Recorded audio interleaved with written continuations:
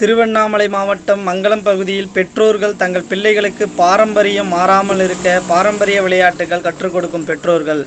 இன்றைய காலகட்டத்தில் உள்ள பிள்ளைகள் இணையதளம், செல்போன் உள்ளிட்டவை மூலம் மாணவர்கள் விளையாடி வரும் நிலையில், பெற்றோர்களின் காலகட்டத்தில் விளையாடிய விளையாட்டுகள் அழிந்துவிடக்கூடாது என்பதற்காக தங்கள் பிள்ளைகளுக்கு பாரம்பரிய விளையாட்டுகளான பல்லாங்குழி, கிச்சு கிச்சு தாம்பலம், ஆட்டுக்கல், குச்சாட்டம் உள்ளிட்ட பல்வேறு விளையாட்டுகளை பெற்றோர்கள் பிள்ளைகளுக்கு கற்றுக் கொடுத்தனர்.